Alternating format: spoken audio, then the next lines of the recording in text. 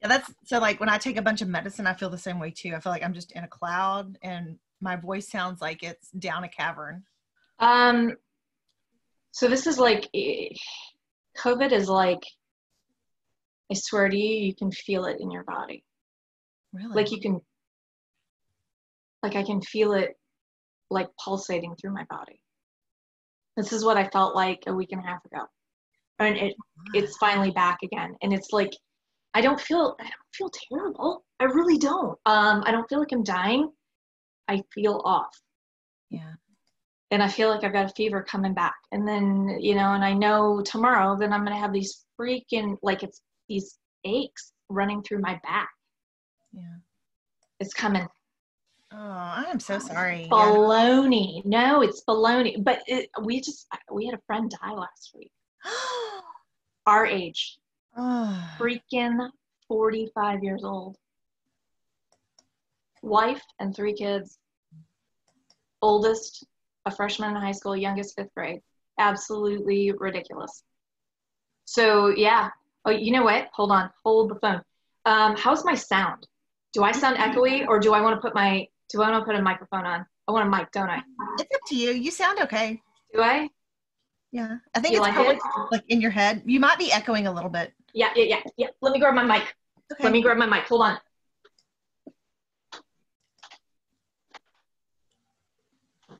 All right, friends, for those of you that are watching, we are getting set up and she will be sharing soon as she talks about how to structure the owner finance notes for maximum profits. So I'm super excited and I know y'all are too. So I'm sharing this in a group. Give me just a moment. And if you hear music coming from my neighbors, it is super loud. They a large family anyway, but I think they're having a little party over there. So fun stuff.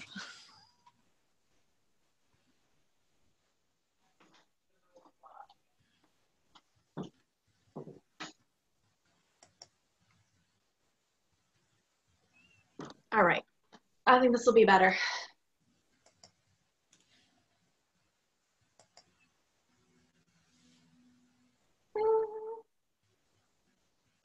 So do you have a bunch of people sign up? A few. Some people are really excited to get the replay. To get the replay? Yeah. How many people do you have in your group? I don't even know. I don't have a lot in my group, but W2 Capitalist posted on theirs, and they have 6,000 or 7,000. Oh my gosh. Yeah. So. And so they're part of this as well? He posted on his site because I was on there the other day, and so he shared in his group. Okay. Well, this is this is making top dollar with your owner finance, like your owner finance investment, but I included in here it's really also how to create a multi-million-dollar owner finance business, literally in a couple of years with a full-time job. That just sounds awesome. Yeah, well, it is awesome. But it's probably my #1 presentation that I do, and it's the one that I get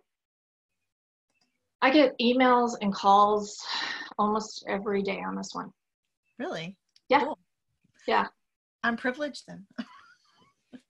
Yeah, this is the one I'm like, this is the one you probably are going to want to see. So, yeah. Yeah, so we're getting started, right? We're a couple minutes past. Not 2:01. We're ready to go. It is what it is. Yeah. Yeah, I'm ready. All right. And somebody else says you sound good and hear you loud and clear. Cool. Yeah, I have my mic on now, which I think is fine. Super. Do you want me to just start going? Do you have questions? Did you want to talk about anything other than this? I know people are all freaked out there. Yeah, I think that honestly, people, when they hear owner finance, they think unicorn. People think unicorn?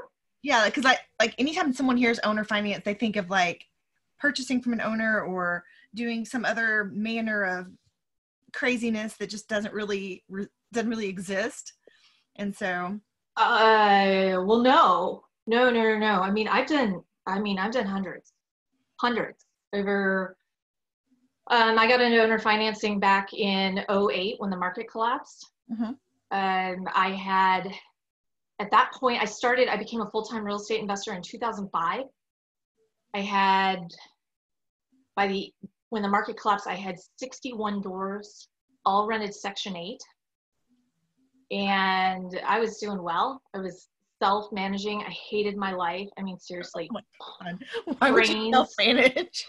self-managing. And I had no life. I was not the fabulous creature you see before you now. I was going down to like the ghetto every day. I hated my life. I did. I hated it. It just sucked. So, yeah, and so I had, I was fortunate because people were like, well, God, you got 61 doors in 3.5 years. You're still an investing badass, and I was young, I was, just turned 30. And so people were like, my God, you're freaking hustling. And so a lot of, and the market just collapsed and I'm holding all these Section 8 rentals. And so all of these older, really powerful real estate investors were going, dude, you're not bankrupting. Everybody else is bankrupting. Like 75% of real estate investors, they're gone. And so, and I'm still there. And I'm like, well, yeah, no, I'm not bankrupting. Nobody's giving me money. I mean, the money's gone. There's no money for me. I look like crap on paper. I went from being a millionaire on paper to being really penniless on paper, like being worth negative dollars on paper. So nobody was going to give me money. But they were like, okay, yeah, let's teach you how to owner finance. And I'm like, okay, well, I hate my renters. So yeah, let's do that. And so as soon as like an owner finance, like one of my Section 8 tenants would move out, I started wrapping those mortgages that I had. And yeah, so then I ended up with all these owner finance loans. And I was having, in some months I had 61. So I was having, in some cases, 3 tenants leave a month. And so, okay, well, I've got all these ads out there and all of these owner finance buyers. Well, then I'm like, well, I've got all these great buyers for owner finance properties. I don't want them to go to waste. All right, well, are there any other investors who have some great houses that they want me to put a really great buyer in? So then I started filling all of these other houses and taking fees, for filling houses with. And so then I got really good at just originating owner finance loans. And teaching people a couple of years down the road, okay, well, this is how you originate loans. And then I started teaching realtors how to do it. And, yada, yada, yada, you're teaching people how to, stack the stuff. Where are we now with it? It's not rocket science to owner finance anything. It's how to do it smart and legally to not, make some stupid errors. People do, it's math. If you can sit there and mathematically work out the numbers and not do something dumb, you'll get it. But it's not a unicorn. They are everywhere. And I'm not kidding you. For every property that I've ever had, I've had 30 buyers for it. Now, were all of those buyers good or qualified? No, but I've had 30 people who wanted it easily every time. And right now, yeah, absolutely. And do they all have to be owner occupant? No. You could sell it to an investor, or a contractor. If you had something that needed a lot of work and you didn't have any money to fix it up, I've done that before. So you can always discount it and go, okay, well, yeah, I've got this house that needs a lot of work. Is there somebody who wants to, yeah, hey, it's worth $80,000 if it's fixed up, but hey, I'll sell it to you for 60, even if it needs exactly $20,000 worth of work. Okay. Somebody will buy it for 60. That's awesome. Yeah, it really is. And you can owner finance it. You can owner finance literally anything. And that's the beauty of it.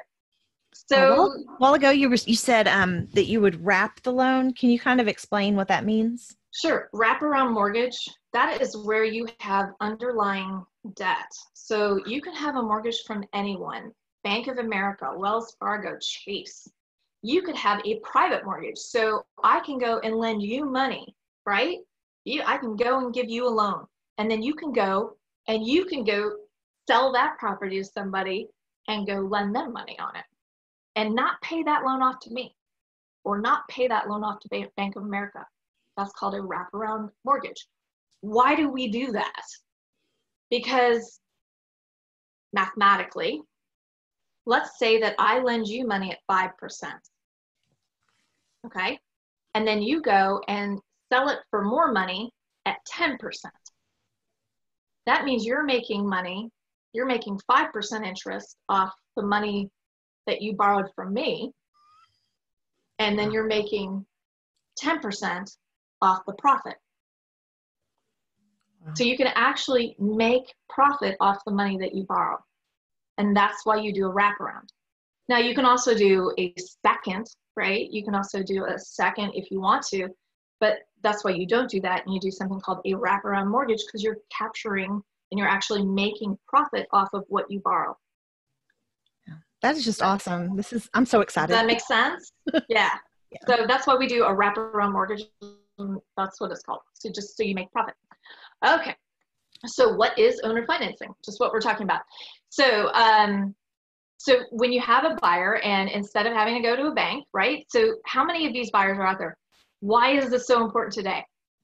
Credit froze up 2 weeks ago. It happened 2 weeks ago. And this is, if anybody knows me, was it 2 weeks ago? Actually, well, for anybody out there watching, yes. I was tested for COVID 3 weeks ago now, 2 weeks ago, 2.5 weeks ago, I was tested for COVID. And that week, credit froze up, which meant that the banks had basically decided to stop lending. So they rose the minimum credit score to 700. So if you have a 700 minimum credit score, you can get a loan. And if you have to have 20% down, basically takes majority of Americans out of buying a house. Absolutely. Now, houses are still closing, and I keep asking all of my realtor friends, hey, what's going on? Who's got closings? But I also know that real estate investors in general are pretty much full of shit. You know, so I'm also calling title companies. Hey, you're laughing, but it's true. Hey, who's selling what? From what I've heard, I've called some friends who own title companies as well. Hey, what do you, you know, what do you see? What do you know? What are you actually closing? What are you actually closing? I'm hearing a lot of owner finance deals are closing. A lot of owner finance notes are closing. So like my friend who services owner finance notes, yeah, she's got deals coming in. The other thing that's coming in, land deals. I hear a lot of land deals are closing. But other than that, no. I mean, that's about it. So a lot of stuff is getting stalled, kicked down. I mean, even though things are opening in title, they're stalling right now. Again, I don't know what that means. You know, if people have large amounts of cash, if people put down 40 or 50%, yeah, sure, that stuff's gonna close. But anybody who had that 10% down, you know, I don't care what your mortgage broker told you, that stuff's not getting through. You know, unless you've got a lot of assets, and it is something direct with that bank, and maybe it's a private small bank and they're keeping that loan in-house. But man, I highly doubt it. And here's the other reason why all of these banks right now are doing the PPP loans. So as soon as those banks were required by the government to start using all of their time to do all of the SBA PPP loans, they don't have time to process any home loans. So who the hell are processing these home loans? There's no home loans getting through. So what are you all talking about? So anyways, yeah, it's 700 minimum credit score. So there's no home loans being processed. So very few are closing. I've even heard that it's up to 750 in some, in I some have, banks, they're pushing 750. yeah, yeah, I have too. I heard 750, 700. So, And that's just crazy. right. So right now we're seeing stuff already go to basically what it was back in 2008, where credit, back then it was something like 85% of Americans couldn't get a home loan. We're going to see stuff in the next 3 to 6 months move to 2008 will pale in comparison to where we're going. I weep for what we've done to this country. It's sad. It breaks my heart for what we've done. Was it necessary? I don't know. We're really strapped, and everybody's based in credit and paycheck to paycheck. And well, for half of the nation who is paycheck to paycheck, I am very, very sad for half of our nation. It breaks my heart. And the people that are jumping at the stimulus and the unemployment, and when you inject that kind of cash into the market, yeah, you just make it's already worthless. It's only worth $1 because we think it's worth $1. But when you have injected that much more into the money supply, it's worth even less, and people don't even recognize it yet. Well, the cost of food is already up 25%. The sad thing is, who is this going to hurt? It's going to hurt the poor. It's going to hurt one demographic, unfortunately. Yeah, it is. So, and it's done. It's done, and we just have to sit back and unfortunately watch. So anyways, you've got 85% of Americans who will not be able to get a mortgage. It's going to be worse this time around. I think we're talking 90%, 95. You're looking at 20% down, 25% down maybe that we'll be headed towards at least. Are we going to see a drop in, property values? Absolutely. 3 to 6 months. I used to say 10%. I think more, we're looking 15, 20% drop in property values. I don't see how we can avoid that because, we're projected around 40% defaults.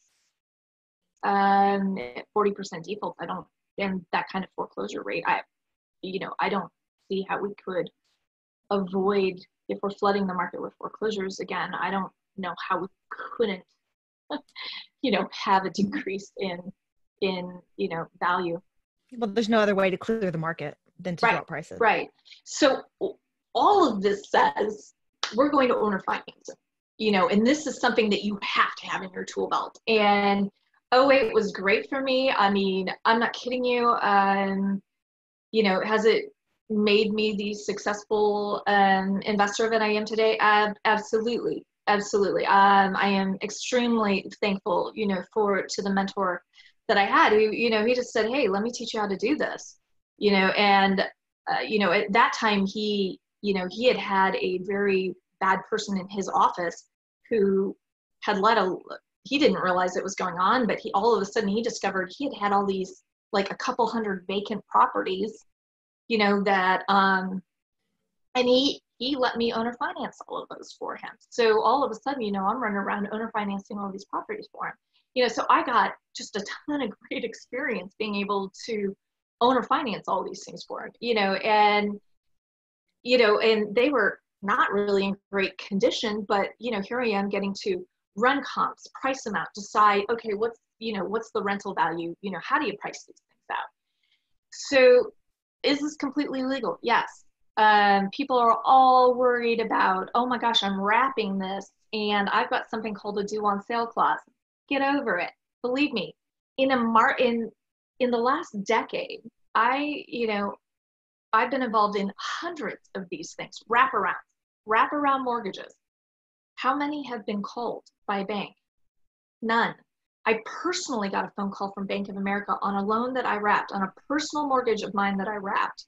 And remember, in a deed of trust written by one of these banks, they all have something called a due on sale clause. And Bank of America called me up and said, "Hi, we noticed that you sold this property with listed at this address." And I said, "Oh, right, yeah, I did." And instantly I'm thinking, oh shit, how am I going to pay this off, right? I'm like, okay, blah, blah, but I smiled and I was like, right, yeah, I did. I owner financed it to something else and blah, blah, blah, and in the back of my mind, I'm like, crap. But, I just said, hey, yeah, that's what I did, because obviously they know. And he goes, okay, are you still going to be making your payments? And I'm like, well, yeah. And he goes, okay, cool, thanks. That's all I wanted to know. And I was like, okay, cool. Never heard from him again. And everything was fine. And I was like, okay. And I was like, sweet. So believe me, they don't care. Keep making your payments. And when we're talking about, everybody's like, oh, let's put it into a land trust. Never put these into a land trust. The reason why you don't use a land trust is because it really screws over the homeowner, because they can never homestead that property. So their property taxes are really high, and it has to go into a commercial insurance policy. So their insurance is like 4 times as much. Wow. It's also, all it does is cloud title, so it's like a last ditch effort, and the banks don't care. And in an environment like this, when you're looking at 40% defaults, those banks just want to get paid. They're not going to take back and foreclose on something where all of a sudden we're looking at losing, 20% value here in the next year. They're not going to do that. It's just, it's just not important. So again, and especially if they're looking at losing interest rates. I mean, if we're talking about interest rates are going to be at all-time lows here. Totally, maybe if all of a sudden interest rates skyrocketed to 12%, they could lend that money out again, but highly, highly doubtful. So more common in a buyer's market. Anyways, very, very, very valuable tool. And we are, obviously we are absolutely leaving, there's going to be a flood of properties on the market, and it's going to be an investor's dream come true if you have cash, and if you can, if you're not wiped out by everything going on, not to be one of these happy people who has been waiting for this for a while, but I can't deny that I have been. So well, we're not sitting on a bunch of cash just because we like to sit on cash. Can't maybe say that I've went to cash about 2 years ago or anything like that, but maybe I have. So identify the property to be sold. Again, just like anything. So when you're setting up this transaction, you're gonna go out, you're gonna find your property, right? Again, a lot of these that you're looking for, we are blessed. I'm talking to you from Texas. Any place, especially Hispanic areas, are the best places to do this. Why? Hispanics tend, especially when you're dealing with any place that they have ITIN numbers, ITIN, that a special group, they don't trust banks. They love to bury their money out in a box in the backyard or stuff it under the mattress. And they live to own property because it's a fast track to get citizenship. All they want to do is be citizens, and they want to own a piece of the United States. It is a big deal. They do not want entanglements with any type of government entity. It is a nightmare to be in front of a judge. And they will forego electricity. They will forego water. They don't need a cell phone or cable, and they will eat beans and rice, but they will have a roof over their heads. So their priorities are in line with their mortgage, with their landlord, with their mortgage company. And so those are the neighborhoods that you're really looking for. So if you can find, any house there and look at your condition, your value. For me, when I'm when I'm going in to rehab a house, you know, I want to make sure that I'm not setting somebody up for failure. So I want to make sure that that roof, you know, that the HVAC, that foundation, that all of that stuff is in really good condition, because those are expensive items.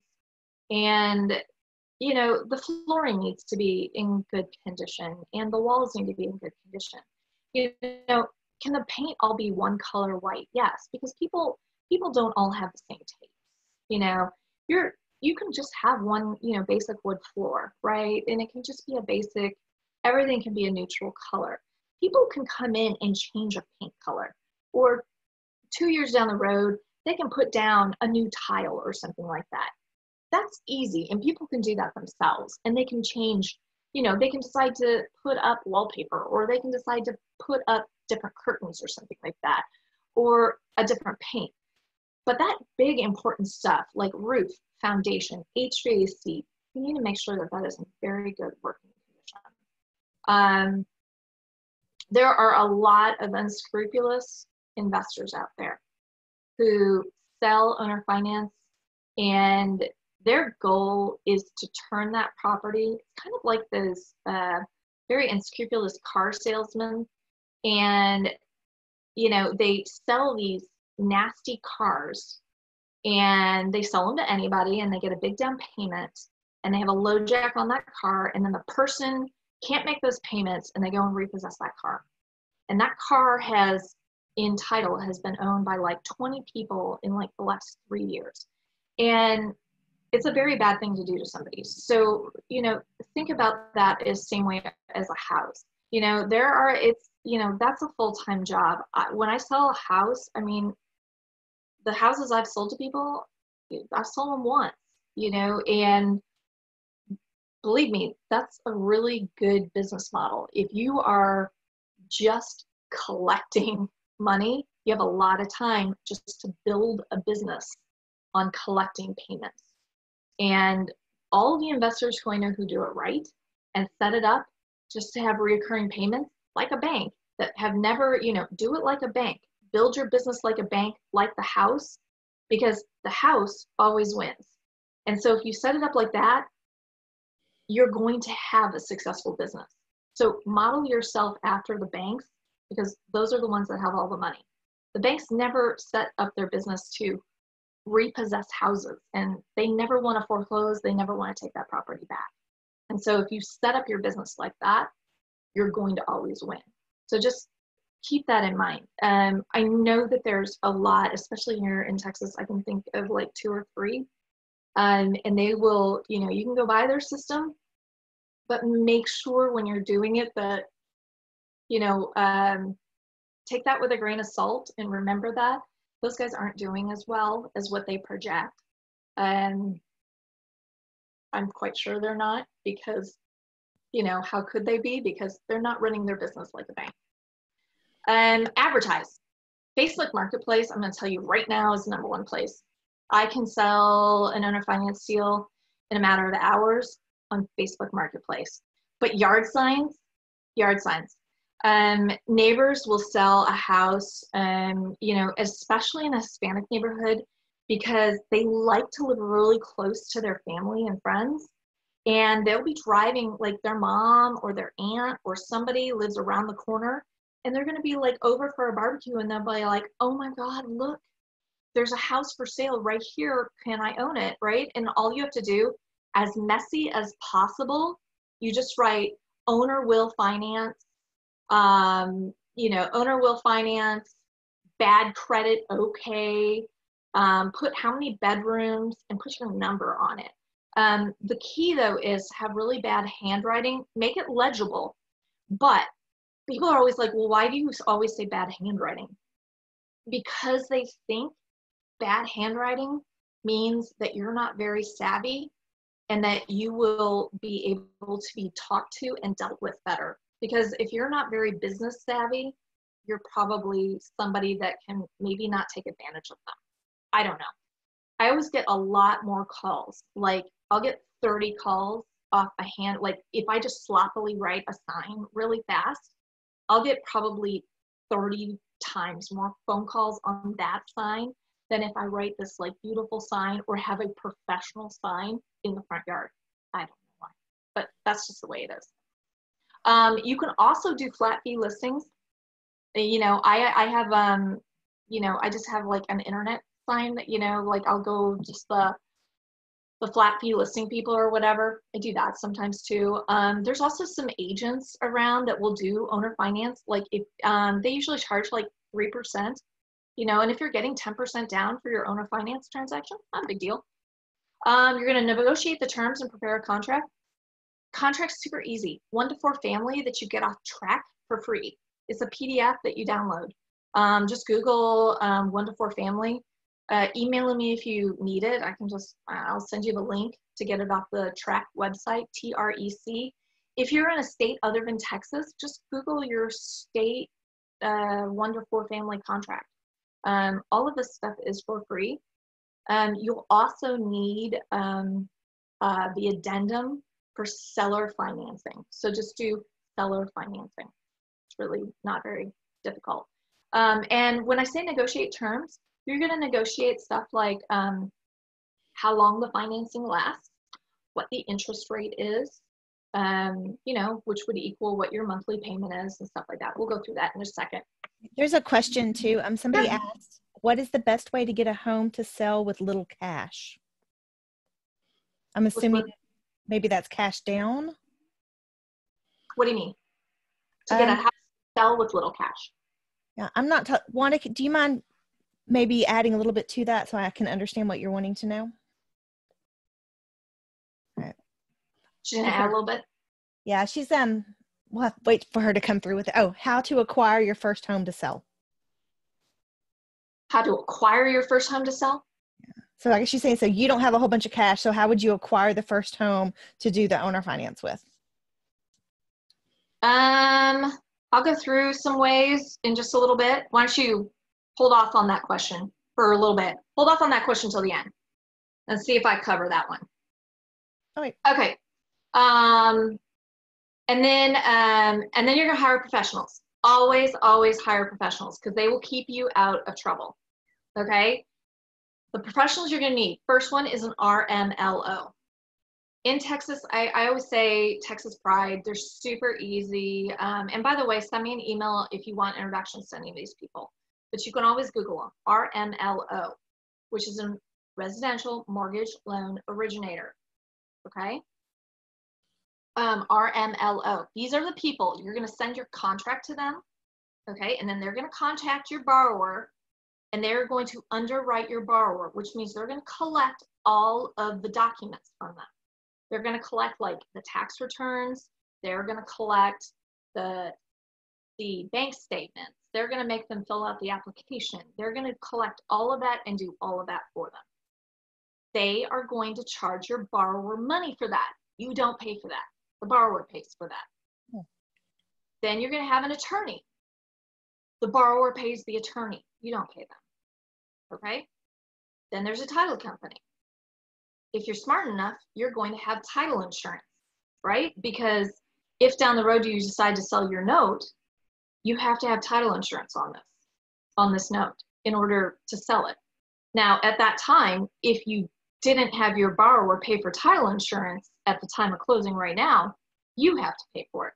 So get a title company and have title policy done now and have the borrower pay for it. And then have a note servicer. And guess what? If you set it up now at the time of closing, your borrower pays for it.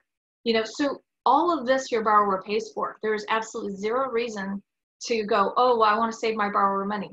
No, your borrower cannot go get qualified for a loan. You want to, one, protect your borrower. This is all for their benefit. And you want to protect yourself legally. Do you want to be sued? Here's what happens if you don't use an RMLO.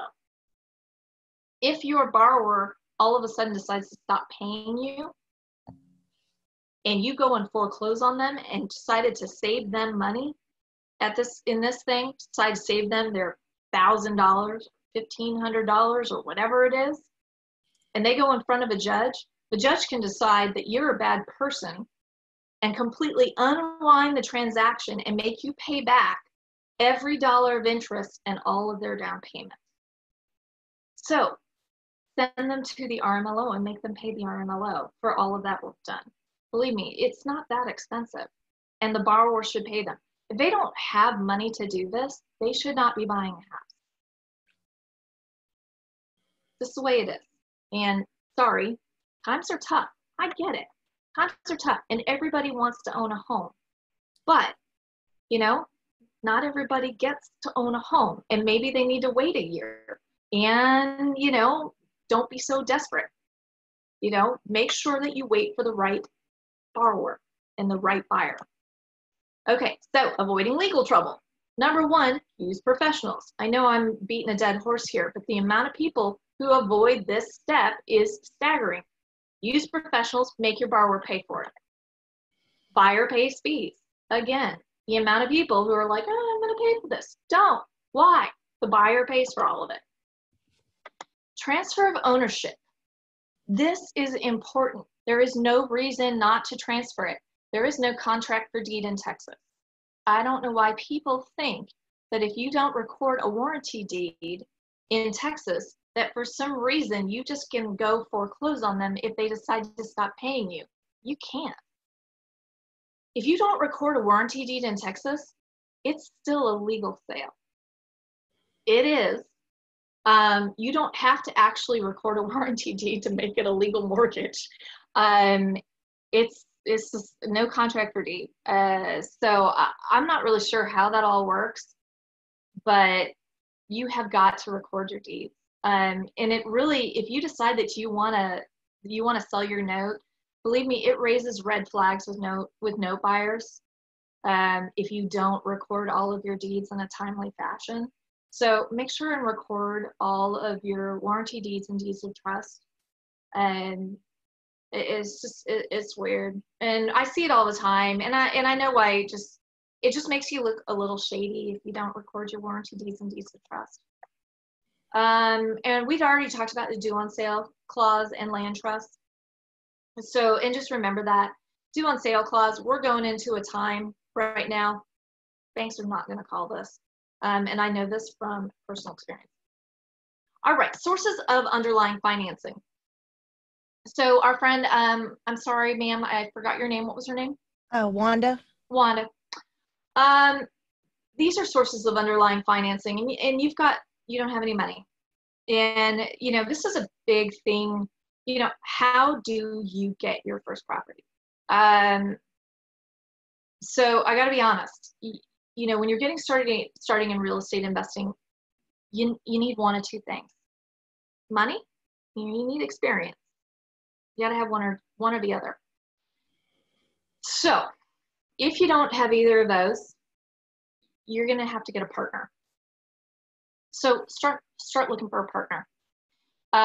There are a lot of people out there who have money, but they don't have any time. A lot of them. And I'm not kidding you. They got so much time or so much money, but they really don't have time. And we're not talking about, you're not looking for a lot of money. You're really not. You know, what are you looking to give up? You know, what percentage are you looking to give up? You really need the experience. You need a learning experience. You could probably give up a lot of profit. You want an education for a little bit.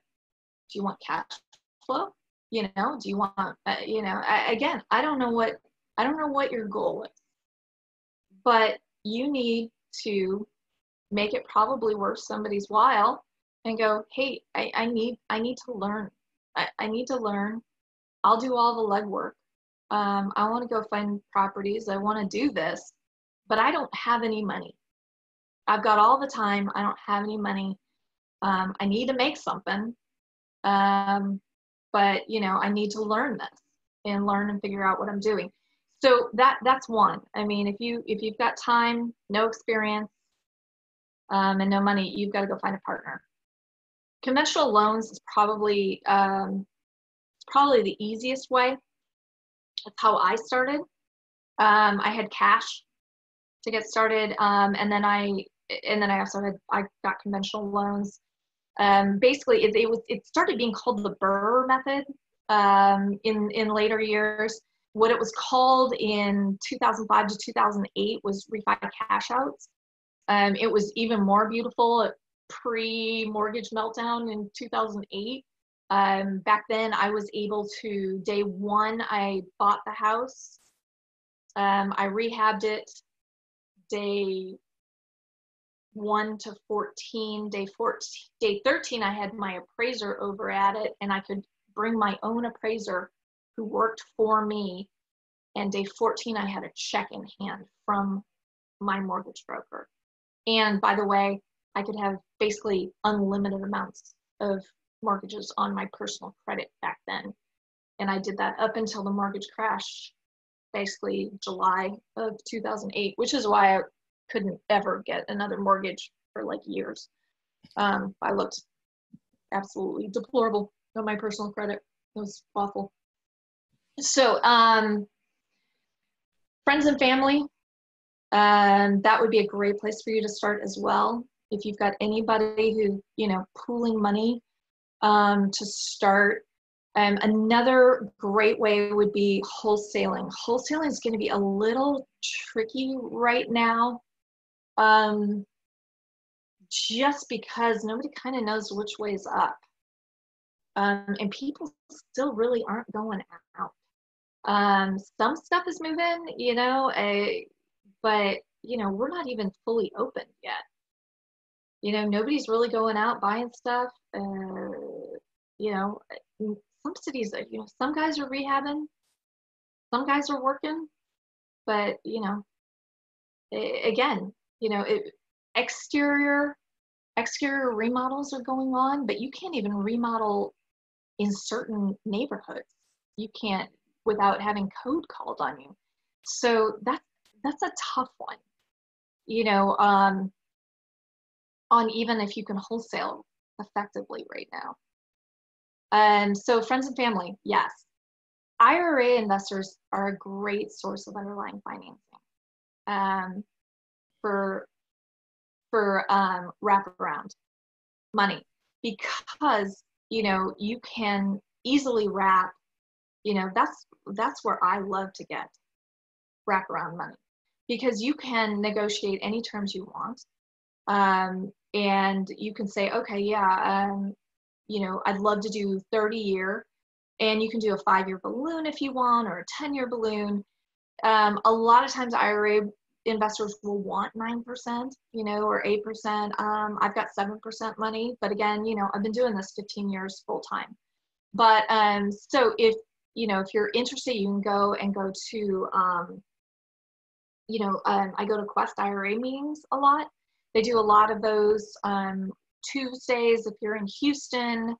Wednesdays are in Dallas. Of course, they're not going on right now. You're going to have to wait for those to start back up again. And then if we're talking about, and then private lenders are hard money. Issue with this, private lenders, yes. I mean, those are going to be any of your individuals, right? Just individual private lenders. Hard money is hard because a lot of those, the big guys, those guys are regulated, and they have these funds, these mortgage pool funds, and they are not allowed to have owner occupants in these houses. So if they find out that you're going to owner finance this and wrap this, that completely violates what they're doing. Now, off the record, do I work with some hard money lenders? And if they find out that, their owner finance professional is, I'm going to buy the note from them and we've set something up, yeah, okay, that's cool. It's not a big deal.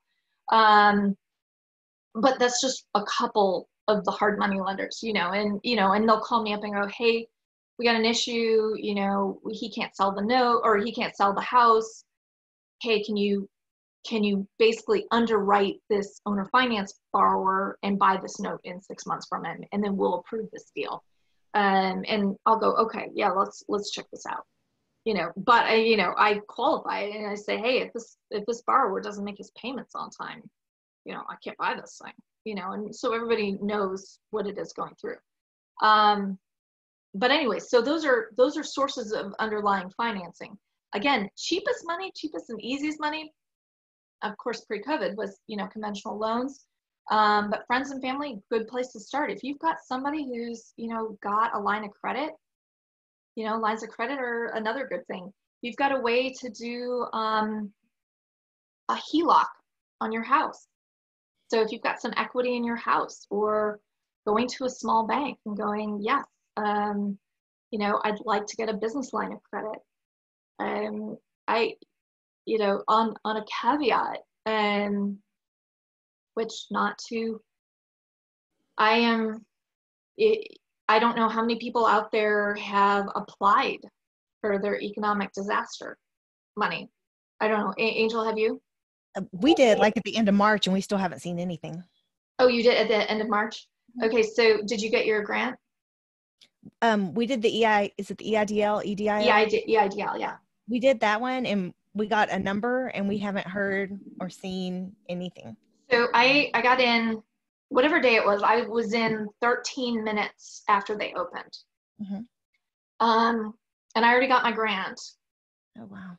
Yeah, that came in, which means I'm approved, but I haven't gotten, and I've got my number, my application number, right? I got that night, right?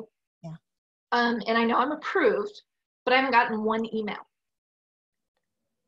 And then I sent an email and they told me that we've got a really high volume, so just be patient. And I was like, okay. So I know I'm approved because I got money just showed up in my bank account. And I was like, okay, cool. So, and I know I don't have to pay that back, which is great. And I'm hoping nobody looks at this. I don't think they're going to figure out who I am. I hope not. So that was for one of my companies, which is the Airbnb business, right? Which at that point, I could prove 6 figures in losses of revenue losses. I actually recovered all of those losses and am 100% occupied for the month of May. So I'm actually doing, again, I worked my ass off for a lot, right? Am I upset about those loans that I'm taking out? No. And I have plans for those loans, right? And what am I going to be using for those loans? Exactly what I'm talking about today. So yeah, no, do I know how much I'm approved for? I have no idea. But what do I intend on doing? This business plan right here is what I'm going to do. I have a friend that he's really hoping he gets that $2 million because he 100% intends to turn it right back into real estate. No, and they just keep turning. They pretty much say that you're not allowed to buy real estate with it, but I'm kind of, I'm like, how do you actually know what I'm purchasing with it? But no, I'm absolutely planning on doing this business model with it. So yeah. And again, it's at 3.5%. And why wouldn't I do this? And you'll see exactly at like money sitting at 3.5%. Why wouldn't I do this? Because quite frankly, now all of that is paying off, and my note business is great. So yeah. So what note buyers look for? High interest rate, and by high interest rate, I mean 9 to 10%. And if you're sitting out there and wondering why 9 to 10%, and going, gosh, that sounds like highway robbery. It is not, okay? These people cannot go out and get a loan. And I don't want to hear the government's getting negative interest rates soon, or the banks are giving 2 to 3%. No, okay, no. You have to protect yourself. So know this. If you want to come to me one day and sell me that note, I am going to discount below 9%.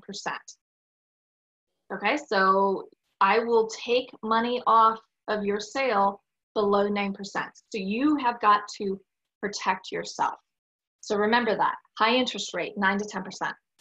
Low loan to value. That used to be 80 cents on the dollar, but remember, I'm expecting about a 20% discount. So right now, make sure that when you're setting these things up, go 75%.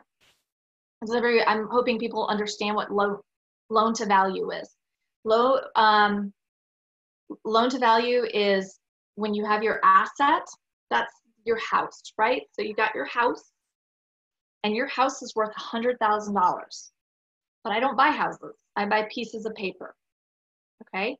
So the loan amount cannot exceed 75% of the value of that house. Loan to value of the house. I'm hoping I made that clear.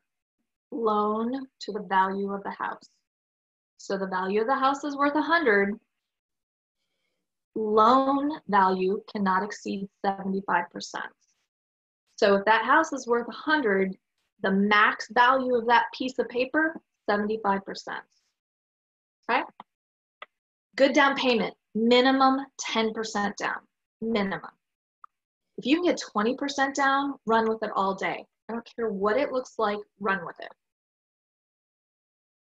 And good property condition. Remember what we talked about. Don't be a jerk. I quote SpongeBob. SpongeBob is a really good guy. Don't be a jerk.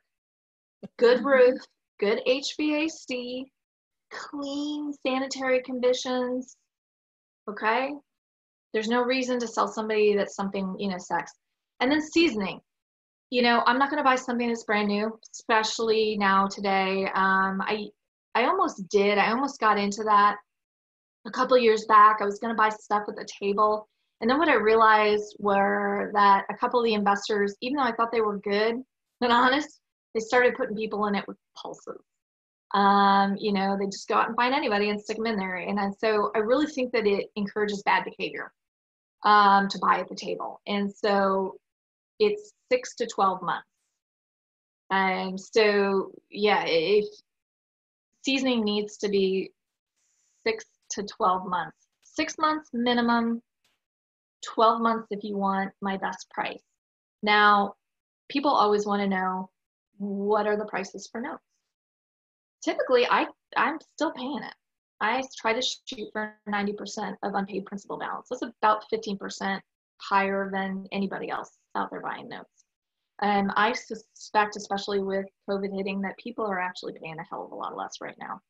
I've seen prices go way down, and I'm like, no, I'm still paying what I'm paying. Everything, well, maybe about 5% less. A lot of the stuff I've seen lately hasn't been very good. Everything that I made offers on in the last month, I paid 85 to 90%. So I'm still pretty high, but anyways, so transaction example. Sales price is 100, just for easy math, so that I don't have to think very much. Down payment is 10,000, remember, because we have usually a minimum of 10%. Leaving finance 90,000, but remember, we have to have 75% max loan to value. So we have 75% at 10% interest for 30 years, giving our first lien,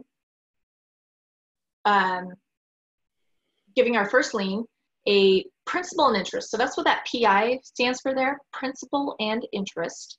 And that's kind of, your monthly cash flow is principal and interest of $658.18. And then we have a second lien at $15,000 at 10% interest for 15 years, $161.19. All right, so why do we break it into two? Because your first lien is basically covers your acquisition costs, your cost of rehab, okay?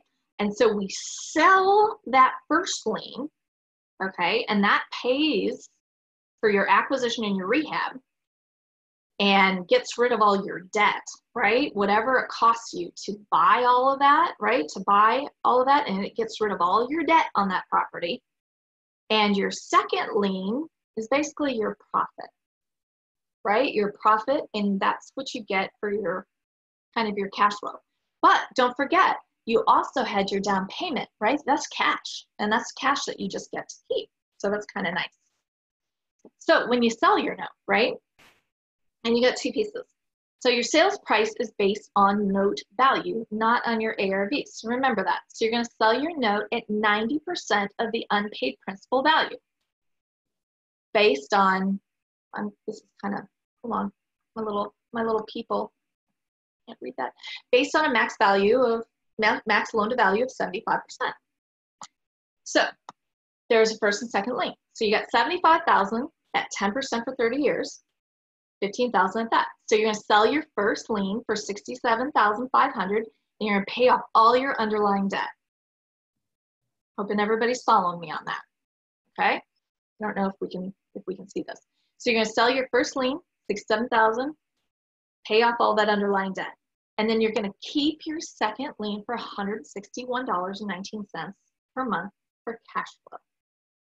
And you're also going to keep your $10,000 of cash. So you got 10,000. So you did this house, right? You bought this house.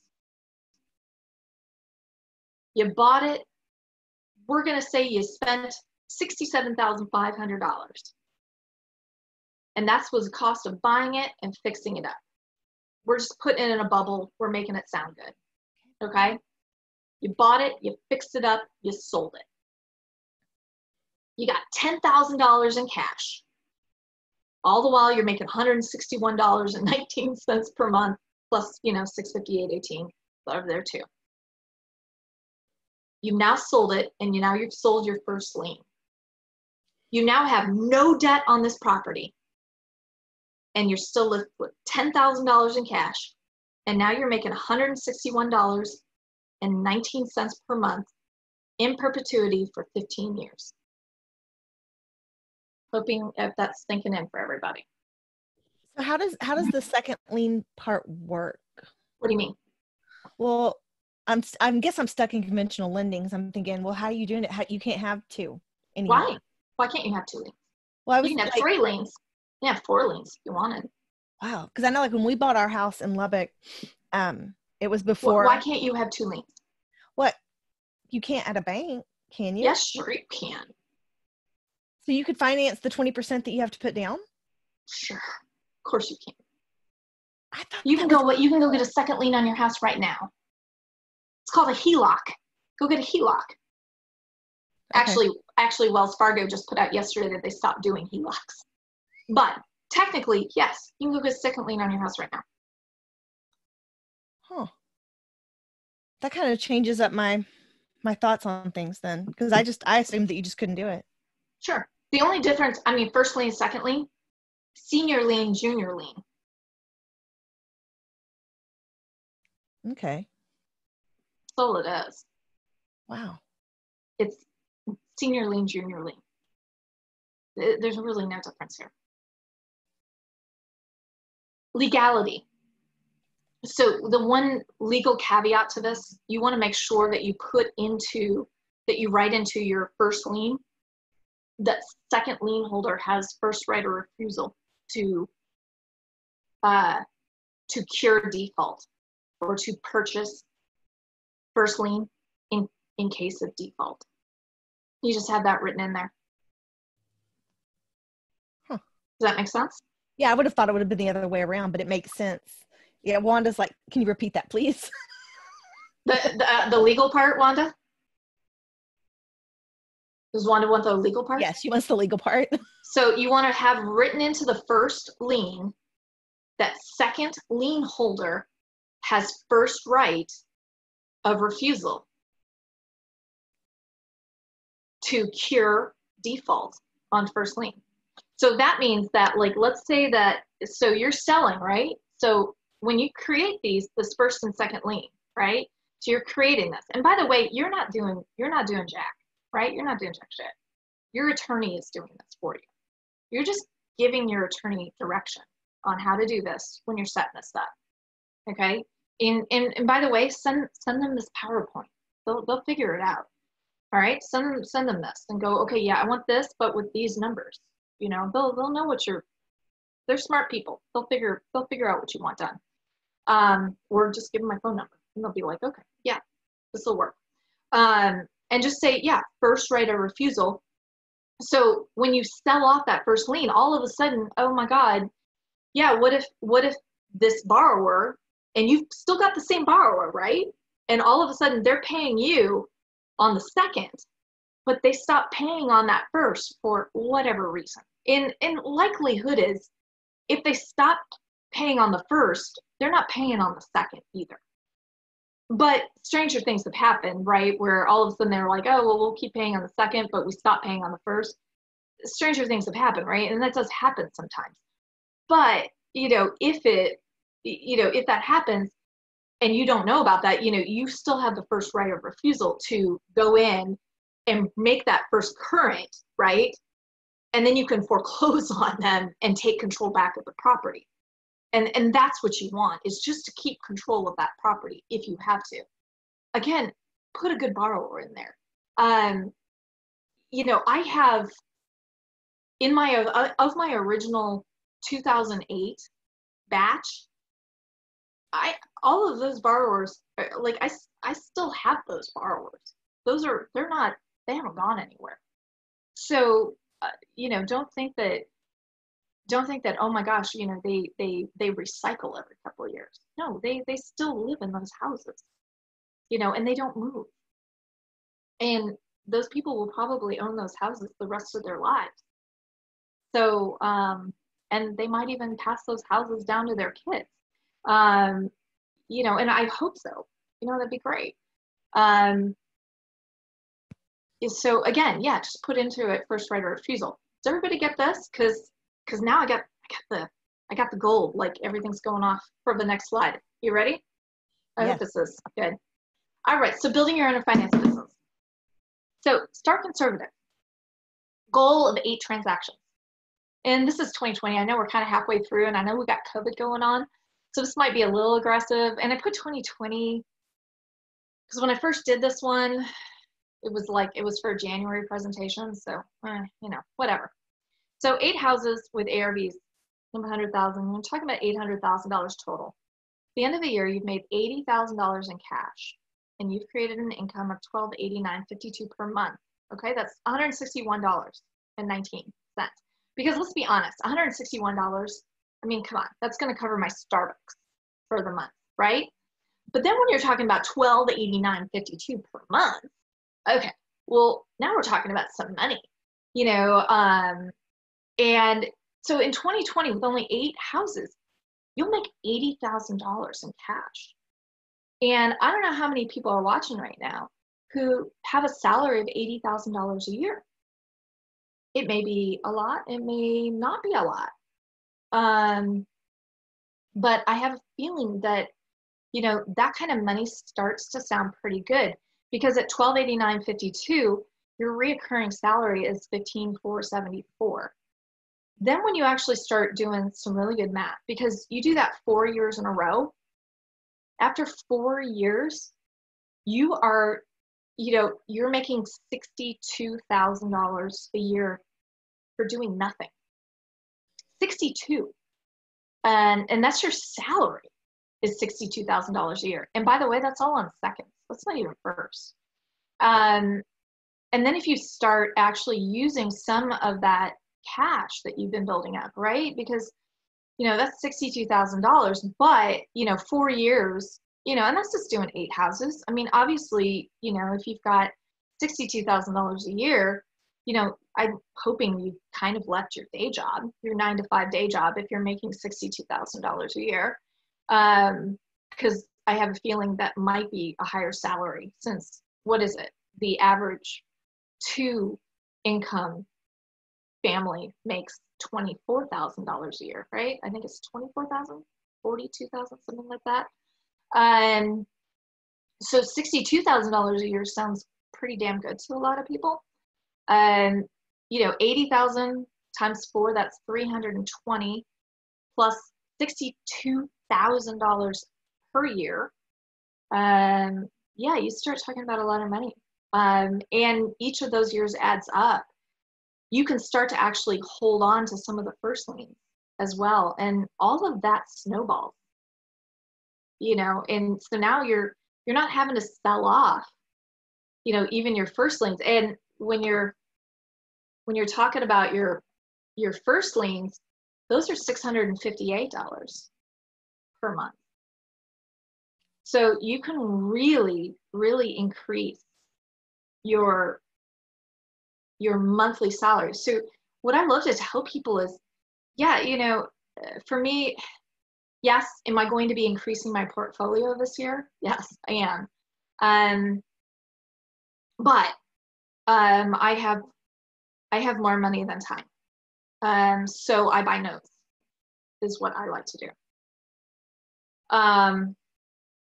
You know, when you have more time than money, yes, this is the way to get started, and this is what to do, and this is the way to learn this business, and you know, be in the trenches. And it's fun too, you know, you get to rehab some, and you know, and do all that, and it's fantastic. But what I love to tell people is, yeah, when I pick up a note and you know it's $1,000 a month, I just gave myself $12,000 a year raise. And when you start realizing that, yeah, you know, a $12,000 a year raise, gosh, wouldn't you love to give yourself a $12,000 a year raise every month? I know I do. Yeah, these numbers are awesome. You know? So yeah, no, these numbers are, yeah, this is life-changing when you actually look at them. I mean, yeah, you know, I put $161 a month and people are like, whatever, you know. But when you actually start and go and make a plan and go, okay, yeah, you know, I can add this up and I can go, all right, well, you know what, $1,200 a month, really, that actually does start to change my life. $1,500 a month, $1,600 a month. Because, I mean, you know, what's your car payment? What's your rent? You know, how much do you need to actually survive every month? What do you need to actually not have to go anywhere? You know, and there's enough people right now that, you know, this right here is the difference between, you know, making it through the end of the year, you know, going, gosh, I wish I'd watched this program a year ago. So Yeah, that's a stimulus payment every month. indeed it is. Yeah. So I can see you're digesting. Do you have more questions? I'm not seeing any. I'm just. No, you. Do you personally have more questions? I can see you're digesting. Well, I'm just blown away. I mean, I know you got quiet all of a sudden. I'm like, you're never this quiet. Well, it just kind of changes things because it's another way to be passive. Oh, this is all passive, so and this is the beautiful thing about notes. And people are like, but this is originating notes, and people are always like, oh, well, I'm not a note investor. I'm an owner finance. I'm like, you're a note investor, and you don't realize that owner financing is notes, but it is. This is all note investing. You're just creating money out of nothing. Well, it flips it because like we personally have looked to purchase owner financing like units because we don't want to have to go to the bank. We want to be able to purchase outside of the bank. But this is flipping it to the other side where now we'd be the bank. You would be the bank, which and it's just I tell people, be the bank. Always be the bank. And when you start, so you sell $100,000 house, right? And I'm just looking at my phone. So, and I'm gonna show. Hold on, I'll show people what I'm doing first. So here's my little finance. I don't know if I can get this up close enough. Okay, there it is. There's my little pink pig. Okay, so I love this little pink pig app, and it's kind of coming. Sorry. So you sell $100,000 house. Remember our made up numbers. We're into it for like 67.5, which is pretty much ridiculous, right? In a pipe dream right now. But whatever it is. So 67.5 at 30 years over at 30 years over oh wait, it's actually 90,000. At 30 years over 10% interest, this thing, your total amount that you're actually going to make is $284,000. Yeah. Wow. You make so much more money owner financing than you do when you and granted, you've got debt underneath that. So, you know, once you're actually using 100% of your own money, yeah, you're making so much more money doing this. You know, people are always like, well, how are the banks? Why are the banks able to pay back? You know, back in '08, how are they able to pay back all of that bailout money in less than a year? Because they know how money works and they understand how to make money. Well, because they're making that kind of money on so many more transactions. Yes. Yes. And they don't want to foreclose because they're not in the real estate business. They are They're not. in the money-making business. Yes. Yes. They are in the business of lending money. They are not in the business of owning property. And so if you can get that in your, you know, God bless new real estate investors, bless them. You know, I hear all the time, oh, I want to own all of DFW, or I want to own all of Texas. And I just smile, right? And I smile and I'm polite, but inside I'm laughing my ass off. I'm laughing my ass off. And, you know, and I don't say anything, you know, because I was them once. I remember actually thinking that at one time. I'm like, hell no, I don't want to own all of DFW. Are you kidding me? Owning a piece of property is called a liability. It is. You own a piece of property, you are liable for everything that goes on at that location. I don't want to do that. No way. I want to own a piece of paper. Piece of paper means I get to make money. Plain simple. So remember that, you know, and I have this argument with people all the time. And they're brand new. They've been doing this a millisecond. And they're like, oh, what about depreciation? Great. Your taxes look great for like 2 years. Cool. Enjoy them. I can tell you right now, I'm making a shit ton more money for the last 10 years. Tell me how that goes for you. Well, and are you still considered a real estate professional? Am I? Mm-hmm. Aren't I? I mean, I was thinking like, so, because like as a real estate professional, we can use like cost seg on a passive and deduct. I'm sorry. You've got me on your real estate investor show, and I'm one of the co-hosts on Real Estate Divas. Literally, if you get emails going, why did you have that woman on? She's not a real estate professional. I'd be like, okay. But I think when it all comes down to it, as someone that is invested in real estate, I just want to make money.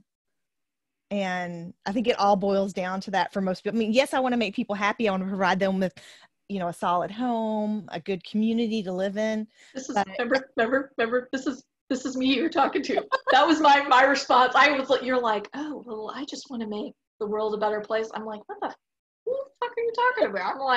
I'm like, we're here to make money. I'm like, no, you're not selling this. I guess like at the end of the day, if you're making enough, you can donate to charities and you still get to help people. Yes. But yes. I want to make money. No, we're here to make money. That's why we're investors. So as far as a real estate professional, I have been a full-time real estate investor for 15 years plus, almost 15 and a half. You know, am I a real estate professional? Yeah. I don't know anybody who would say I wasn't. Would you say I wasn't? Well, no, I've got like 15 angles going in my head right now. Okay. I'm thinking about I teach people how to invest in real estate. Yeah. Because I mean, honestly, making a whole bunch of money it's not that I don't want to pay taxes. It's that I don't want to pay I make taxes. I make a lot of money in real estate. I on my tax return, I don't know what it says. I think it says real estate investor, Mhm. real estate professional. Yeah. I'm sure it says something like that. I don't Capricorn, God. So I have the Airbnb company. I mean, with that, I'm a property manager. Yeah. But no, I'm pretty sure you'd be considered a real estate professional. I'm just thinking like on the tax side of things to be able to deduct so that you're not, because if you're making this kind of money with these notes, then you've got to figure out some way to counter it, or you're going to be paying 50% of what you're making in taxes. Oh, no, I have been. I was giving 48 cents of every dollar that I made starting in 2011, running up until just a couple of years ago. When I bought my first Airbnb. Oh no, I was really, the government was, no, like I was taking it where the sun don't shine. I did too. No, I used to talk about it openly, like, yeah, every April 15th. Yeah, so I took a good pounding from the government. They did. It was terrible. It was seriously terrible. And no, I hate taxes. I hate paying them. But you know what's worse than paying taxes? Not making any money.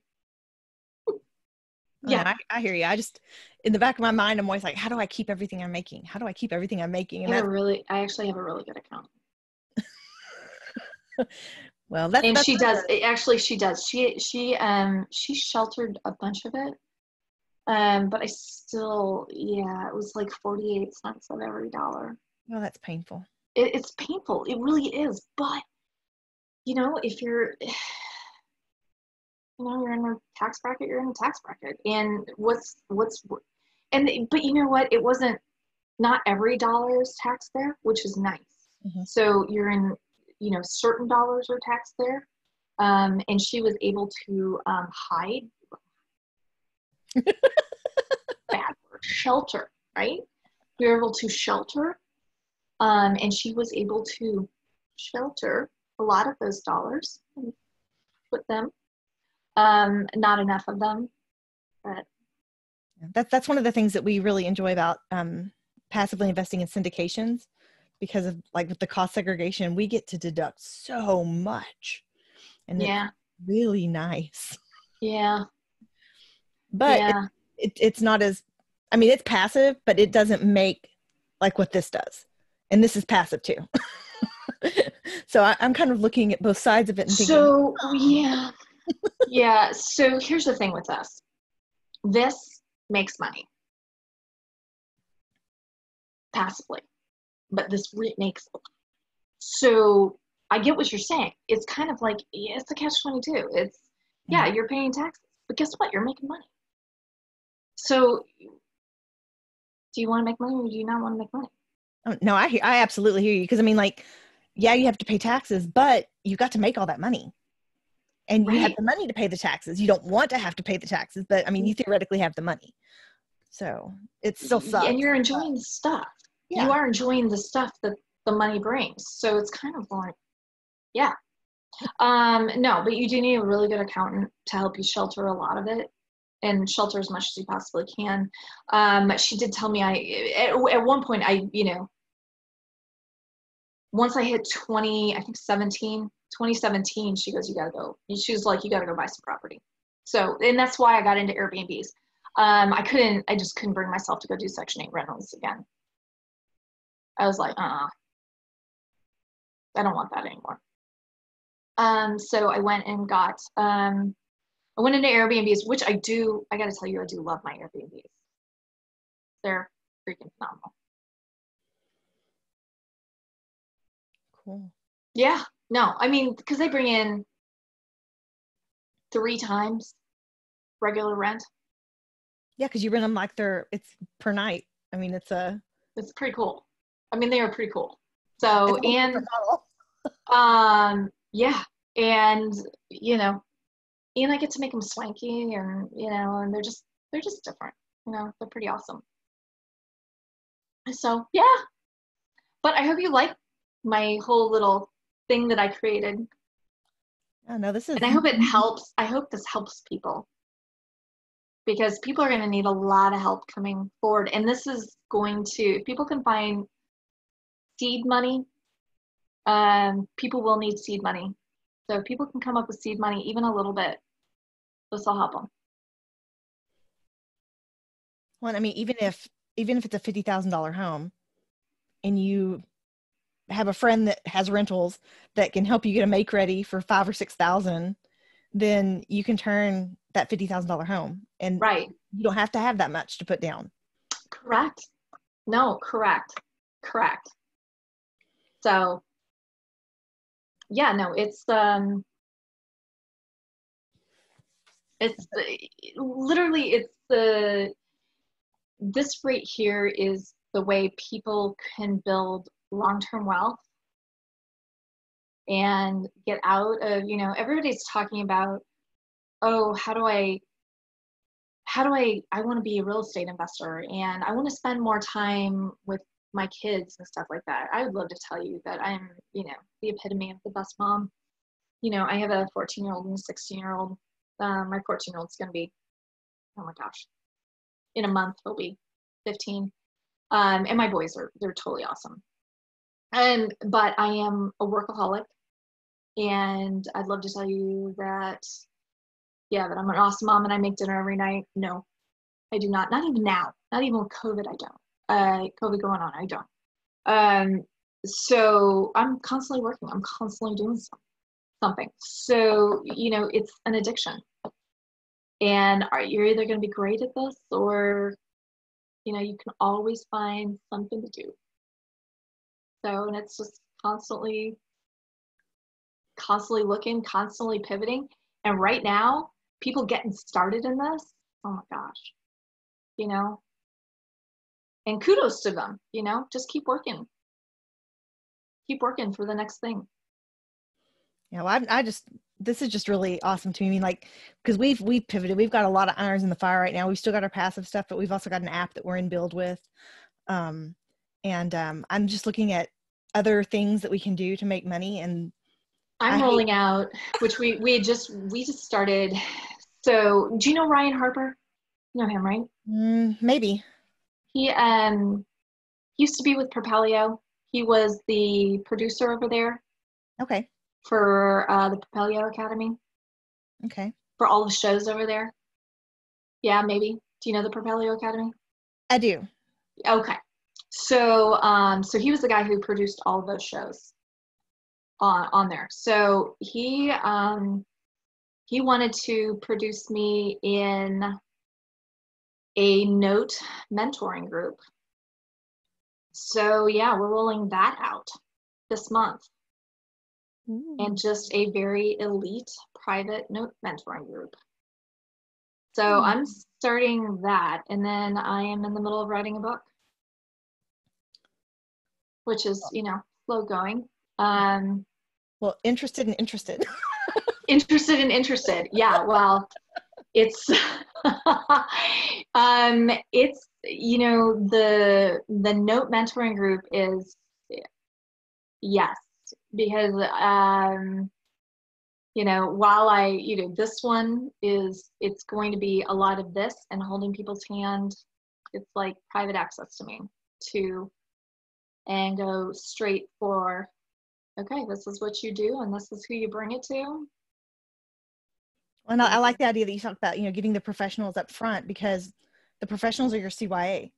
I mean, if someone well, because I'm vertically integrated, so it's right. And so instead of having to recreate the wheel, yeah, you just pay to basically so have access to me, unfeathered access to me, and we do like a weekly class, and then we have a chat group and all of that. if So, someone does default, yeah, what happens? I mean, you just foreclose and you get your house back and you start over, so or I don't foreclose. as Okay. a general rule. I don't believe in it. As soon as you file foreclosure on somebody, they get a like that next day they get like 30 letters talking about filing bankruptcy, and that is bad. I've had two BKs about when I got started with this. Obama started that.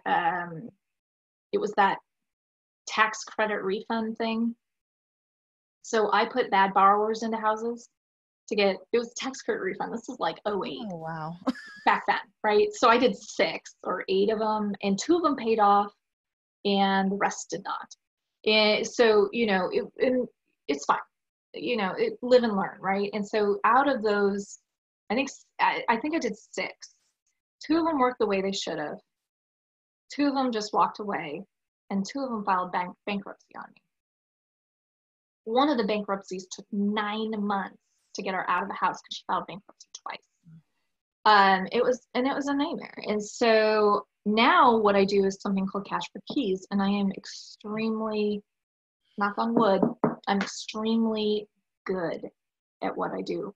So when somebody gets behind, and I'm cold. I gotta be honest, I'm cold. So when somebody gets behind, I go once. I'm okay, one time. And after that, no. You pay your mortgage and you pay on time. So once they're behind once. Then I have the thing, 20-day notice to accelerate goes out. And they have to make that date. And as soon as they miss it, then I have the right to accelerate that note and call that note due. And yeah, so they not only owe me their back payments, they now owe me $78,000. And I don't, once that happens, I'm not playing around. There's no reason why. I'm sorry. Hey, that's the way it is. And so I get them to talk to me. The last one that this happened right before quarantine hit. And I just said she wouldn't return anybody's phone calls. She just ostrich in the sand. And finally, I had somebody drive out to her house with 2 printed on hot pink pieces of paper with my logo on top saying foreclosure is imminent and my phone number on it. She called me that night, and I said, okay, well, okay, well, here's the situation. And I go, well, you can't refinance. And I said, well, this is what you owe. And she goes, oh my God, she goes, I owe 72,000. She goes, well, I don't have 72,000. And I go, I understand that. And I said, because of your payment history, there's no way. She goes, well, okay. She goes, well, I go, do you have a wealthy relative who might refinance you? No. And I go, okay. I said, well, you don't have time to get a realtor and put it on the market. And I go, well, how about if you just sign the house back over to me, I'll give you $2,000. I go, you need to be out in 2 weeks. I go, you just put all the trash out. I go, you don't have to make any repairs. You just broom sweep the house. Everything needs to be out, broom sweep it. Meet you in 2 weeks. And she goes, seriously, you're giving me $2,000? $2,000. She goes, absolutely, I'll do that. I go, okay. Wow. Signed it over to me, warranty deed. And I said, and I don't want to trip you up or anything.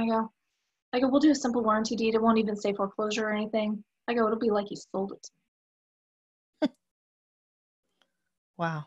And I go, and I'll give you a release a lien. Everything will be fine. I go, and in fact, it'll help your credit. That's awesome, though. It is.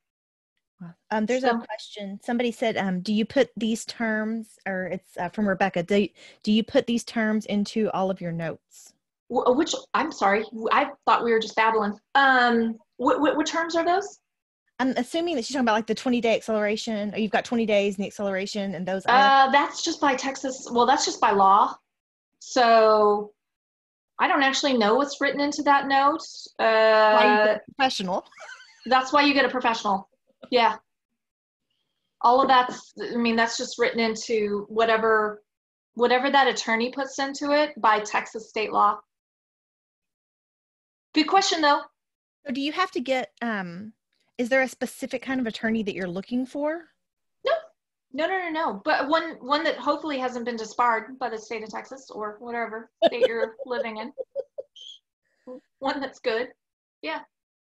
One thing I should tell everybody, make sure and read your documents before you allow your borrower or yourself to sign them. Read them.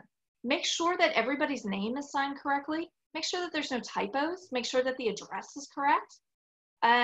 Make sure that title reviews them and that the legal is correct on it. Make sure that the numbers are correct on it. Run it through an amortization table and make sure that those amounts are correct. You wouldn't believe some of the errors that I have seen on stuff. The most egregious error that I've ever seen was when the number for the monthly payment on the note had 3 numbers to the right of the decimal point. It was 1004.007. I don't even know how you could get 007. You've got 7/1000th of a penny or 7/1000th of a dollar. I mean, how's it even possible? And nobody caught that. This thing had been going on for like 3 years or something like that. And that's what the attorney typed up. It's so, believe me, attorneys are not, they're not, superhuman. So they all make mistakes. So yeah, make sure, read the documents before they go out and just make sure that all those are right. But again, make sure, don't do your own docs. A lot of people do. So when you have your note mentorship program, are you going to offer your documents to your participants? Of course. Cool. But remember, hire professionals. I'm not a professional. But some. But if I happen to have documents, of course, I'll give out whatever I have. I mean, do I have documents that I've had paid, like that I've paid to have created? Yes. Anything that I've ever paid to have created. And I do have sets of documents that I've used, like my own contracts and stuff like that. Absolutely. I'll send out. What else am I doing in the note mentorship things? So I get several thousand non-performing notes across my desk all the time. So that is basically where stuff is going right now. There's a lot of money to be made in non-performing notes, especially because, there's a lot of people not performing on their mortgages right now. And there's so much opportunity in non-performing notes that, if you can pick up, and remember, what did I show you? I showed you, okay, when you're setting this up, set it up at 75%. But if you've got a mortgage that's been going on for, say, 5 years, okay, well, that might be because you've got appreciation too, right, in the market. So you might, if it's 5 years old, that mortgage note might actually be at, say, at 60% loan to value. And so if you can pick that, so unpaid principal balance is at 60%, right? And if you can pick that thing up at, say, 40% of unpaid principal balance, right? That means you're paying it, say, somewhere around the range of like 25 cents on the dollar for this thing. So when you're paying it 25 cents on the dollar and that homeowner wants to stay in the house and all you're going to go do is go and modify their loan, there's a lot of opportunity to make a lot of money in non-performing notes right now. And it's all passive. It's called making phone calls and getting them set up with your note servicer, and getting everything, performing really well. It's a really, really great opportunity. So for me right now, yeah, I'm excited about all of the opportunity, coming in the state of Texas. Well, I didn't even like thinking about the non-performing notes. I mean, those people, they're already home buyers. They want to have a home. And so they're going to be willing to do whatever it takes, usually, stay in their home. To stay in their home. Mm-hmm. So, there's a question here from Joe. He says, "Are you strictly doing Are you strictly doing notes in Texas?" Do I buy strictly in Texas? No, I buy nationwide.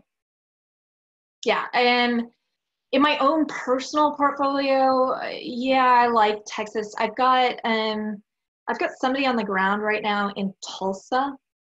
So I'm going to be personally branching out in the next 3 to 6 months into Oklahoma, just because I've got two major institutional buyers in Oklahoma.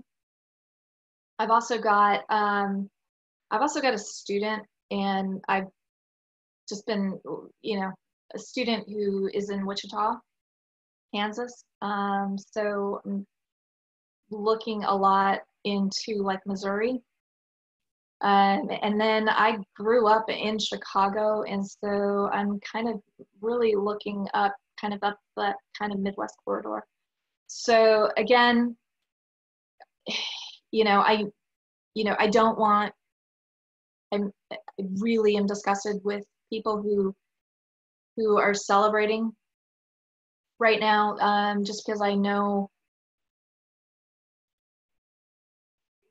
I'm celebrating, I don't want to celebrate what's going on in I'm sad.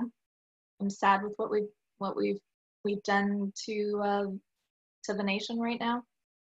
And it breaks my heart. But there's a ton of opportunity, and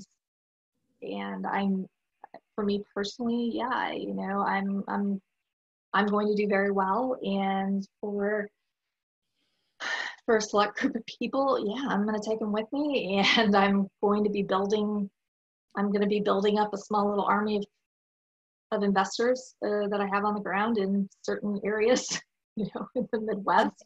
Going up that quarter, though, I mean, you're going to really be able to hone in on the demographic you're looking for too, because yeah, I grew up, my grandmother's Hispanic, so when you say they're afraid of putting money in the bank, 100% I know firsthand.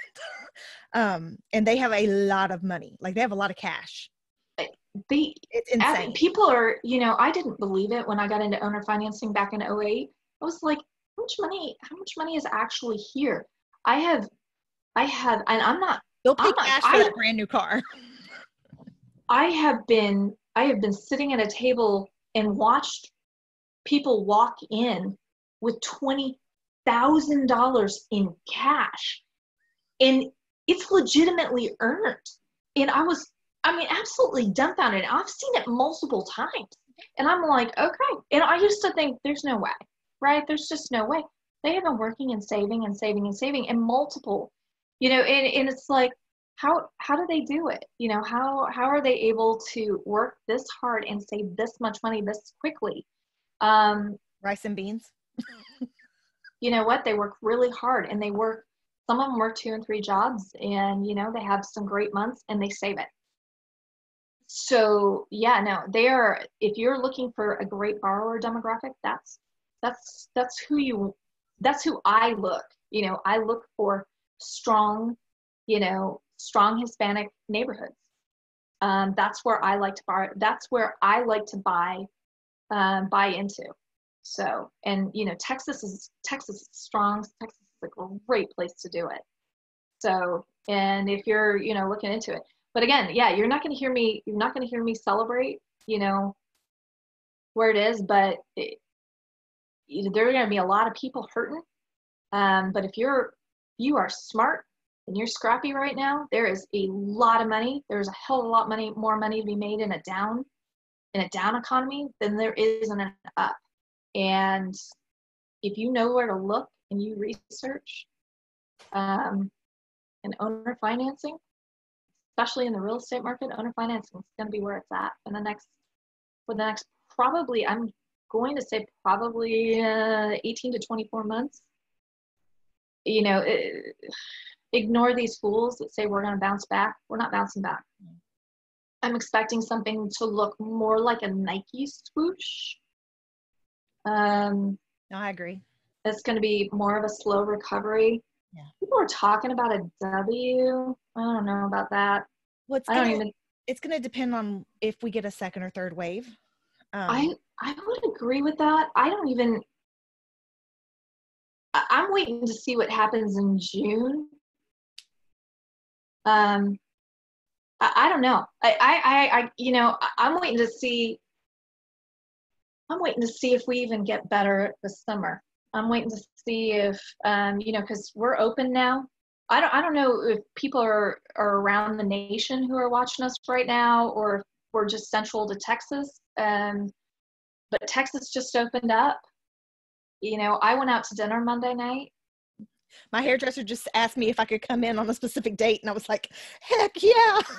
I I'm getting my eyelashes done on Sunday. I'm all excited. Again, yeah, we'll see. I think our We'll town is see. 25%, like for some places like restaurants and whatnot. But even with things opening back up, I still think people are really being cautious. And just based on Where are you at? I'm in Wichita Falls, so I'm like 2 you're in hours Wichita. DFW. Okay. And I'm really close to the Oklahoma border. So, and Oklahoma did things very differently than Texas did. And so there's like some crossover there. But I don't know.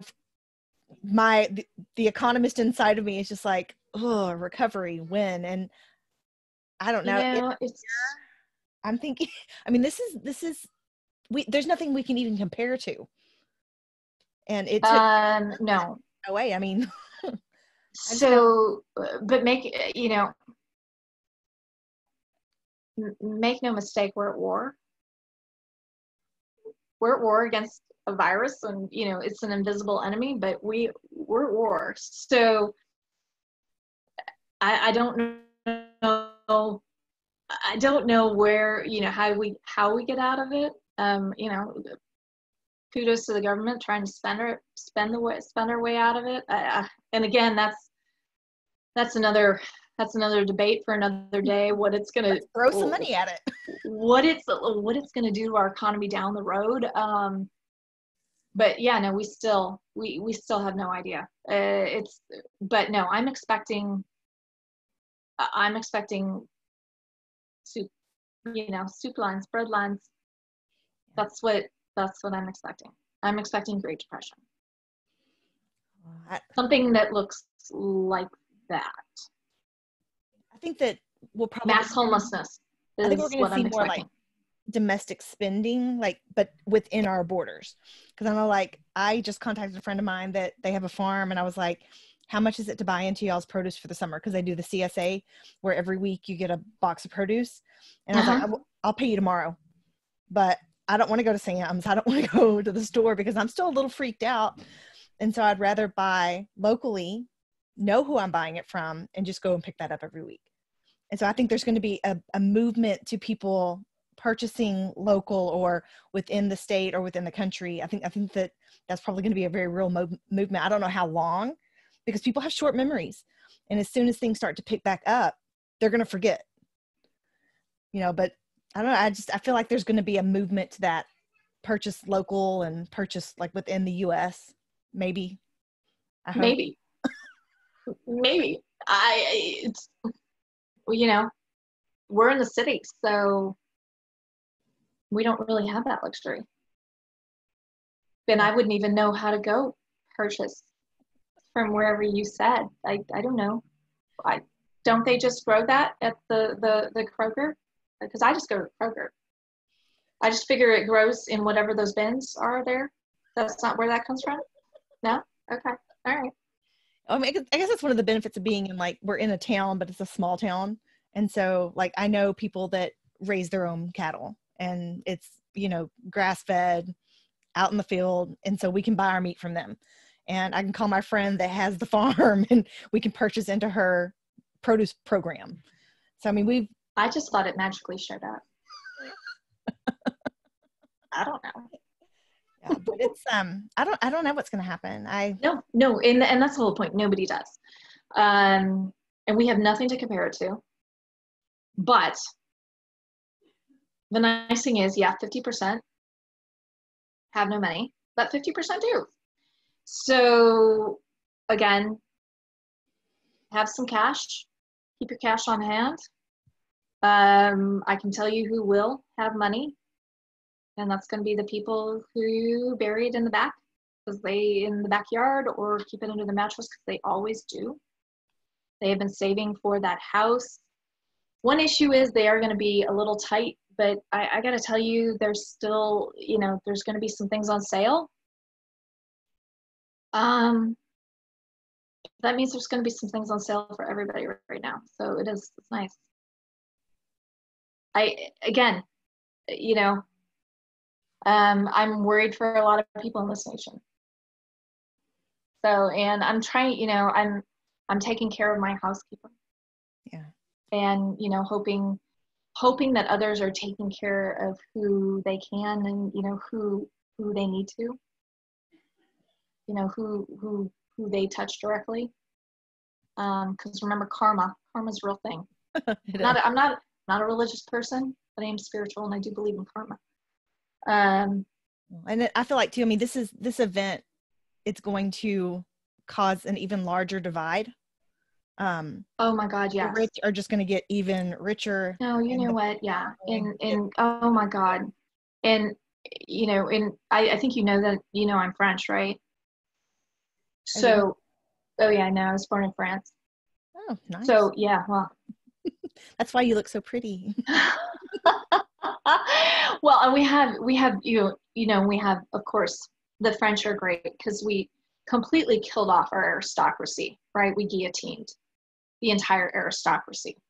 You know that, right? Marie Antoinette. Of course. Okay, I do know that. Of course, right? Marie Antoinette. We off with her, right? This is where the guillotine was invented. We totally beheaded all French aristocracy. And it was a rising up of the poor people to completely behead and kill all wealthy people. And it was Robespierre literally seizing all of the wealthy landowners. I'm not making this up, by the way. So then it was also the upper middle class. So if you were a wealthy landowner, those people were also put in jail and beheaded, even for suspecting of being a royalist, because then they were seizing their money. Oh yeah. So yeah, exactly. So now we're going to have then a more division of haves and have-nots. Yes. So I'm looking at it going, yeah, it's scary times. They're going to bring the guillotine back in this country. I didn't even. I was just thinking of just the division. I'm gonna end up in Dallas County Jail, and they're gonna put that guillotine back up. I just know it. Yeah, seize all my notes. Hopefully, there's not a way notes, to I'm gonna organize a coup or. Yikes. Kidding. Now you've got me scared, but I know. This is going to be played one day. Wow. Yeah. Robespierre is coming back. Yeah. Well, awesome. I don't see any more questions. We did have someone hop back on. Let me look back over here. No, we're good. Is there anything else you wanted to just share, or? I don't think so. I think we went through everything.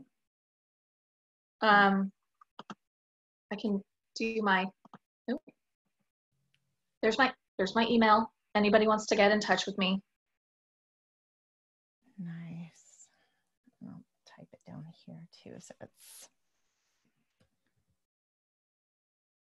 have you always done notes, or did you start off with, well, you said you started off with the Section 8? Section 8, 61 rental properties in Dallas, all south of I-30 in Dallas. Self-managed, hated my life.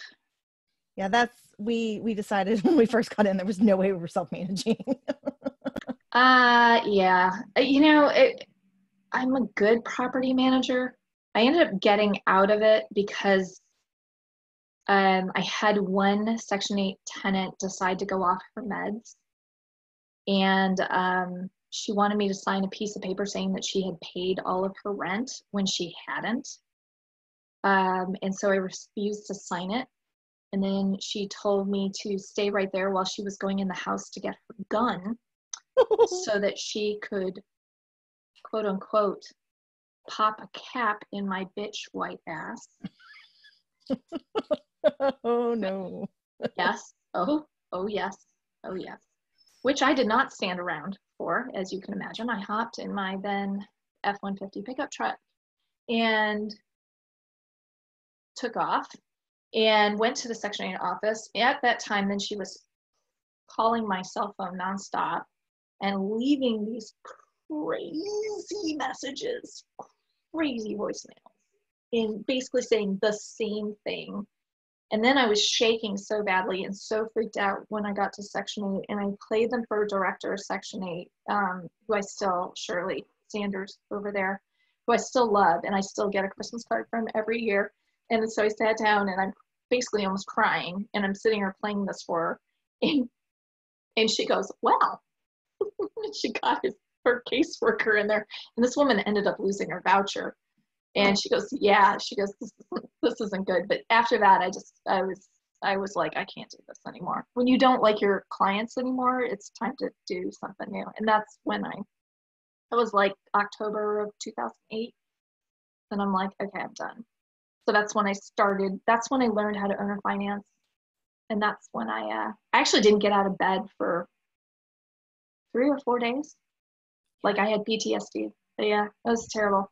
And then I went out to lunch with my mentor, and I was like, I got to do something different. And he's like, let's teach you how to owner finance. And I had one that was vacant and did it with that. And then I learned how to do it from there, and I never looked back. But what I found out, which was amazing, because remember, this is after the market crash, and I never missed a rental payment. But what I learned was that, so I had a spreadsheet of all of my payments and all of my costs and vacancies and all of my make readies and all of that, right? And then I had my notes, and I sold all of those properties so that my principal and interest payments were roughly around $50 less per month than what my Section 8 payments per month were.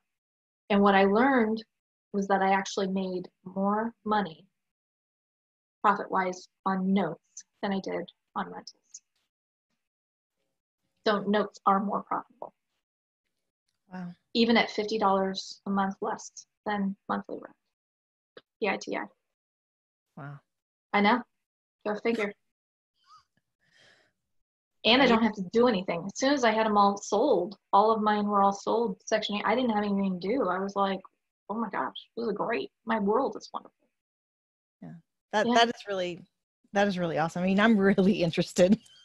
Well, because I don't do anything, like, right? They're all sold. I mean, I literally was like, the last 6, I ended up selling in 2 separate packages to 2 different landlord investors, owner finance. And so, cause I was like, okay, I'm just done. Like I just done. I'm like, and then I took my boys, this is like 2012, so my boys were like 7 and 8, and we went to Paris for 6 weeks. Wow. And I just dropped all the files on Amy Sayer over at August REI, and I'm like, okay, you said you want to be my note servicer. I'm like, okay, I go, here's all these files, just why don't you be the servicer for all of these? And I'm like, I'm going to Paris. So I literally 2 days later, I was on a plane and I went to Paris, and I didn't have anything to do. It was great. That is, I'm sitting here, I'm like, my husband is going to say, squirrel, you're going after another squirrel. So I've got to convince him, but this is awesome. Well, you've got the video, right? So I know, you can right? watch all this. I'm not, there's all these, this is good. Like, this is going to be one of those, people are going to watch it and be like, who is this girl? She's like random stories about some asinine things. This is actually because I think I have a fever. Oh. It's going to be this weird, no, I know. No, I actually do think I know. Sorry, folks. I think I've got COVID relapse. Yeah, well, I'm just blown away. I mean, this is, and I mean, I want people to know that I don't just get random people. I know. Well, I know. Well, you've already accused me of like not being a real estate professional today. You're like, a real estate? Are you even a real estate professional, Kristin? Do you even have a job? No. Well, no. When I asked it was because I'm thinking about it on the tax form, and I'm thinking, how is she deducting all this money? Because there's got to be a way that she's not paying taxes. Even, are you a real estate professional? How did you get in here, Kristin? It's because my mind goes in so many directions, and I don't always explain where it's coming from. Because I don't think it's like, I understand, so I don't think I have to explain where I'm coming from. No, seriously, like, this is like, I think I've sworn like 10 times, and I gave the camera the finger on this thing, I've realized. And I'm like, please. I'm like, I did have 2 negative COVID tests, but also a negative flu test. I swear to you, I don't feel good. I don't feel good. I'm so over the tests and the numbers and all that stuff. I think that, I don't know. I think there must be so many different mutations and strains that. Did you hear it mutated? That just is freaking scary. Yeah, well, there's 2 different strains for sure, because there's the European strain. I know. I heard we have like a new strain over there on the other coast. I think we should hold the Chinese responsible. Heard that? I'm like, they're like, we're gonna hold the Chinese responsible for lying about it. I'm like, good. What the hell? I don't even know what it would accomplish. I mean, I don't either, but at the same time, I'm like, good. Yeah, I don't know what's going to happen. I'm like, ugh. Yeah. All right. Well, everybody can contact me. I mean, seriously, there's my email address. If people have questions or whatever, or you want to know who I use, I'm not sure who's available in Wichita, but you know what? Everybody's doing everything remotely anyways. So, I mean, it shouldn't be too hard to get. I'll do email introductions for whoever anybody wants, or I'll send you my list, and then people can just contact you. Cool. Yeah. Well, I know, like, we personally use a lot of people in DFW because 2 hours is not that far. No. I don't just think so at all. drive over because our CPA is there. We have a special needs family planner because our son is special needs, and so we had to set up a special needs trust and get our wills and all that stuff arranged a long time ago. Which it's nice now looking back, because a lot of people my age don't have wills or any of that stuff. So it's been really nice to have that. But most of the people that we use are in DFW, so it's not a far drive for me. But awesome. And I'm excited. This is cool. So, all right. Well, I'm gonna hit stop record and hope that the live stops. Oh, I want to stop.